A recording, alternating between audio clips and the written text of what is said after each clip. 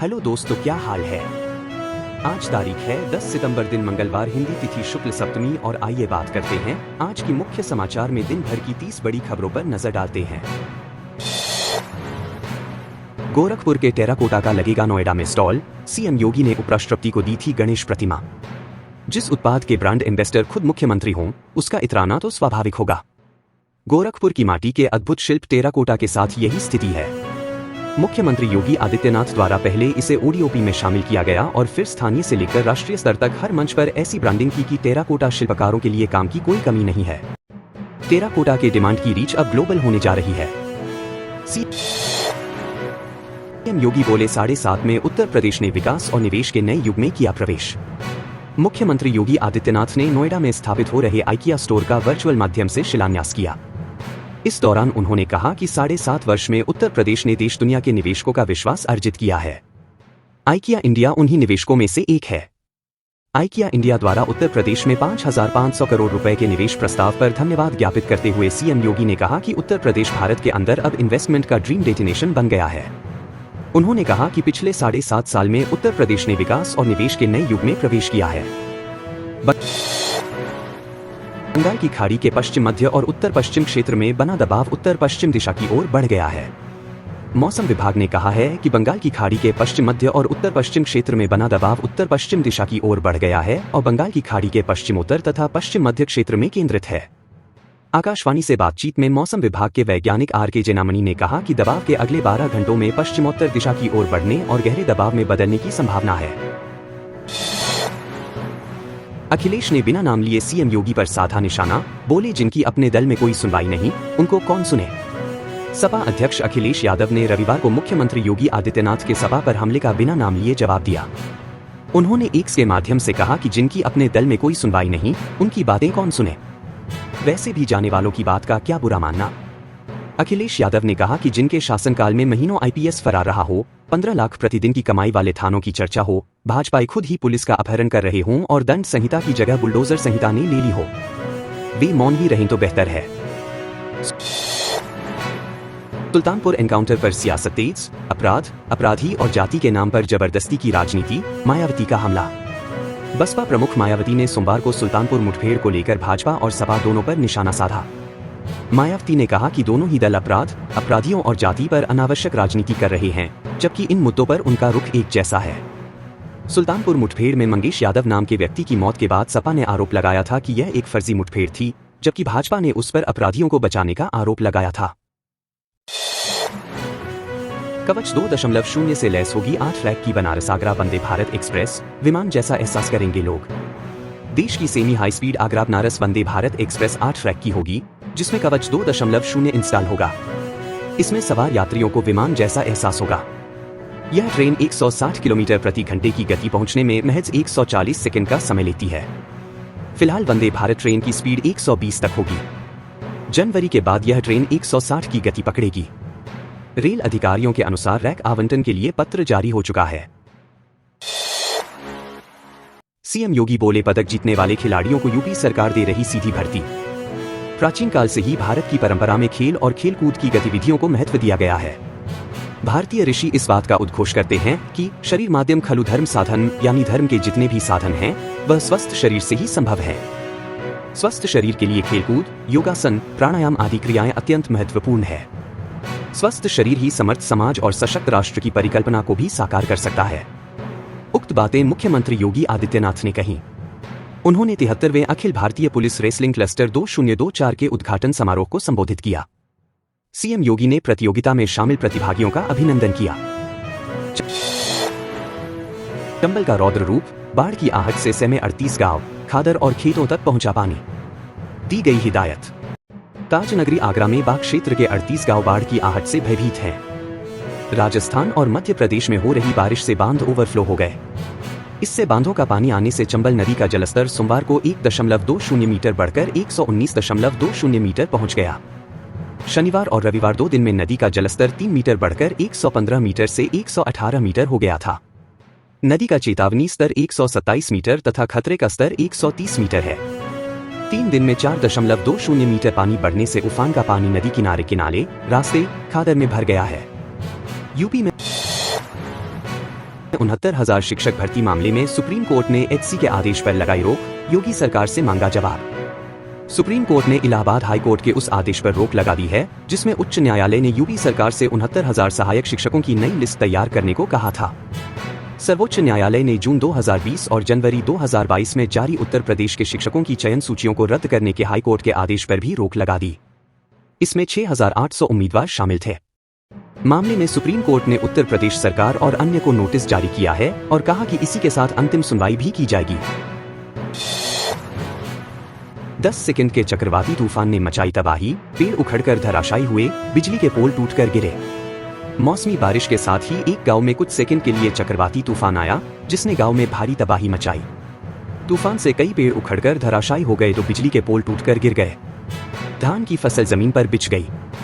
मवेशियों के लिए लगे टिन शेड भी उड़ गए। लोगों के घरों में भी काफी नुकसान हुआ। रविवार की शाम को जलालाबाद ब्लॉक क्षेत्र के फरीकापुर गांव के मजरा जगतपुर में बारिश के दौरान अचानक चक्रवाती तूफान आया। 10 सेकंड के इस तूफान ने तबाही मचाई। यूपी डीजीपी बोले, जाति देखकर एनकाउंटर नहीं करती पुलिस, कार्रवाई में पूरी निष्पक्षता बरती जाती है। यूपी डीजीपी प्रशांत कुमार ने पुलिस पर लग रहे आरोपों का खंडन करते हुए कहा कि यूपी पुलिस जाति देखकर एनकाउंटर नहीं करती है। इस तरह के सभी आरोप निराधार हैं। पुलिस पूरी निष्पक्षता के साथ कार्रवाई करती है। मैं इस तरह के सभी आरोपों का खंडन करता हूं। बता दें कि सपा अध्यक्ष अखिलेश यादव ने प्रदेश पुलिस पर जाति देखकर कार्रवाई करने का आरोप लगाया था जिसका डीजीपी ने खंडन किया है। सुल्तानपुर डकैती कांड, पुलिस ने मुख्य आरोपी विपिन सिंह के भाइयों को उठाया, 4 दिन से नहीं पहुंचे घर। सुल्तानपुर डकैती कांड में पूछताछ कर रही पुलिस टीम ने वारदात के मुख्य आरोपी विपिन सिंह के भाइयों विवेक सिंह व विमल सिंह को पूछताछ के लिए उठा लिया। दोनों 4 दिनों से घर नहीं पहुंचे हैं। परिजनों ने इसे लेकर हाईकोर्ट में याचिका दी है जिस पर अमेठी व सुल्तानपुर के एसपी को कोर्ट ने तलब किया है। इसके पहले रविवार को रायबरेली जिला कारागार में सुल्तानपुर पुलिस और अयोध्या की एसओजी टीम प्रभारी ने मास्टरमाइंड विपिन सिंह से पूछताछ की और फिर उसे लेकर निकल गए। अब वो सुर कभी नहीं सजेंगे, नहीं गूंजेंगी धुनें, हादसे में बैंड संचालक का पूरा परिवार खत्म। हाथरस सड़क हादसे के बाद सहमरा गमजदा है। 4 भाइयों के परिवार ने अपने कलेजे के टुकड़े ही नहीं खोए, उनकी रोजी रोटी का जरिया भी छिन गया। परिवार का प्रकाश बैंड है। बैंड के संचालक मुन्ना अपने चचेरे भाइयों के साथ मिलकर धुनें बनाते और सुर सजाते थे। अब इस बैंड में सुर सजाने वाले बचे नहीं, धुन तैयार करने वालों में कोई बचा है। हादसे में मुन्ना खां, उनकी बेटी नजमा, धेवती अप्पी सहित 4 लोग काल के गाल में समा गए। बेदरिया के बेटे शान मोहम्मद ने बताया कि चाचा का प्रकाश बैंड था। बड़े जलस्तर की आड़ में गंगा में बहाया जा रहा जहर, जल निगम की जांच में हुई पुष्टि। तेंदुओं का जहरीला पानी सीवेज ट्रीटमेंट प्लांट भेजने वाले पंपिंग स्टेशन ही गंगा को मैला कर रहे हैं। गंगा के बढ़े जलस्तर की आड़ में जाजमऊ में बने 4 पंपिंग स्टेशनों से जहरीला पानी गंगा में बहाया जा रहा है। यह खुलासा जल निगम, जलकल विभाग, नगर निगम और जटेटा, Jajmau tannery effluent treatment association के पदाधिकारियों के साथ निरीक्षण में हुआ है। जटेटा के टैपिंग प्वाइंट के पास से गंगा में लाल रंग का पानी जाता दिखा है। जाजमऊ क्षेत्र में सीवर लाइनों में भी केमिकल युक्त पानी नजर आया। मुरादाबाद में बत्ती गुल, गर्मी में जूझे लोग। फाल्ट से विद्युत कर्मी, बारिश में टूट गए थे तार, देखें तस्वीरें। बारिश के कारण कहीं पेड़ गिरे तो कहीं लाइन ही टूटकर लटक गई। इसके कारण आधे शहर की विद्युत सप्लाई ठप हो गई और लोग गर्मी में जूझते नजर आए। शाम 5 बजे हुई बारिश के कारण दिल्ली रोड पर तार टूटने से रात 8 बजे तक सप्लाई प्रभावित रही। वहीं पुराने शहर के कई इलाकों में देर रात तक ट्रिपिंग होती रही। कांठ रोड पर पीवीआर के पास एक विशालकाय पेड़ हाईटेंशन लाइन पर गिर गया। साधु का भेष बनाकर आया लुटेरा, महिला को नशा सुंघाकर किया बेहोश, घर से नकदी जेवर लूटकर हुआ फरार। बरेली के सिरौली थाना क्षेत्र में साधु का रूप बनाकर भिक्षा मांगने आए लुटेरे ने घर में अकेली महिला को नशा सुंघाकर बेहोश कर दिया। उसके हाथ पैर बांध दिए और घर से नकदी सहित 1 लाख के जेवर लूट ले गया। शिकायत मिलने के बाद पुलिस ने लुटेरे की तलाश शुरू कर दी। सिरौली थाने के गांव गुरुवा निवासी सुनील मौर्य ने बताया कि रविवार सुबह 7 बजे वह खेत पर काम करने गए थे। घर पर उनकी पत्नी लक्ष्मी देवी अकेली थी। सुबह 9 बजे एक लुटेरा साधु के रूप में भिक्षा मांगने आया था। युवती की शादी की हो रही थी तैयारी। 20 दिन पहले हुआ ऐसा कांड, शर्म से झुक गईं घर वालों की निगाहें। आगरा के शाहगंज थाना क्षेत्र की एक युवती को शौदा शादी से 20 दिन पहले लेकर चला गया। परिजन का आरोप है कि घर में रखे गहने और 50,000 रुपए की नकदी भी युवती अपने साथ ले गई। पुलिस मुकदमा दर्ज कर दोनों की तलाश में जुटी है। युवती के पिता ने पुलिस को बताया कि उनकी 18 वर्षीय बेटी की 25 सितंबर को शादी होनी है। घर में तैयारियां चल रही हैं। इससे पहले शुक्रवार शाम को वह घर से निकली। इसके बाद वापस नहीं आई। आसपास पता करने पर जानकारी मिली कि मुल्ला की प्याऊ निवासी आरोपी शमशेर उसे ले गया है। बारिश से अभी राहत नहीं, आगरा में अगले 6 दिन छाए रहेंगे बादल, जाने पूर्वानुमान। आगरा में रविवार की सुबह बारिश के बाद पूरे दिन बादल छाए रहे। वहीं सोमवार की सुबह भी सूर्यदेव ने दर्शन नहीं दिए। मौसम विभाग के पूर्वानुमान केंद्र के मुताबिक अगले 6 दिन तक कभी हल्की तो कभी मूसलाधार बारिश के आसार हैं। सुबह 10 बजे के करीब कई इलाकों में हल्की तो कहीं तेज बारिश हुई। सुबह से ही बादल छाए रहे। इससे तापमान में गिरावट दर्ज की गई। अधिकतम तापमान 29.6 डिग्री सेल्सियस दर्ज किया गया, जो सामान्य से 4 डिग्री सेल्सियस कम रहा। वहीं न्यूनतम तापमान में भी मामूली गिरावट हुई। मौसम विभाग के मुताबिक 14 सितंबर तक मौसम कमोवेश ऐसा ही रहेगा। बादल छाएंगे और बारिश के आसार रहेंगे। 10 और 11 सितंबर को भारी बारिश का अलर्ट है। यूपी में 3 साल में 1 करोड़ 61 लाख शिशुओं को लगाए टीके, दावा, मृत्यु दर में आई कमी। उत्तर प्रदेश सरकार सूबे में नवजात एवं शिशु मृत्यु दर में कमी लाने के लिए लगातार प्रयास कर रही है। इसके तहत विभिन्न कदम उठाए जा रहे हैं। ऐसे में प्रदेश में लगातार नियमित टीकाकरण का अभियान चलाया जा रहा है। इसके तहत पिछले 3 वर्षों में प्रदेश भर में 100% नियमित टीकाकरण के लिए 77,51,617 आयोजित किए गए, जिसमें 1,61,61,882 शिशुओं का पूर्ण टीकाकरण किया गया। यही वजह है कि प्रदेश में पिछले 7 वर्षों में नवजात एवं शिशु मृत्यु दर में काफी कमी दर्ज की गई है। मूसलाधार बारिश से गिरे कच्चे मकान, बाल बाल बचे परिवार के लोग, प्रशासनिक टीम ने जानकारी जुटाई। उत्तर प्रदेश के मथुरा में शनिवार और रविवार की रात हुई मूसलाधार बारिश से कच्चे मकान ढह गए। वहीं आकाशीय बिजली गिरने से दर्जनों बिजली के उपकरण फूंक गए। मकान गिरने परिवार के लोग बाल बाल बच गए। प्रशासनिक टीम ने मौका मुआयना करके जानकारी ली है। जिले में 3 दिन से मूसलाधार बारिश हो रही है। इससे मांड क्षेत्र में ग्राम पंचायत जाबरा के मजरागढ़ी बालकिशन में नंद किशोर का कच्चा मकान गिर गया। हादसे में परिवार के लोग बाल बाल बच गए।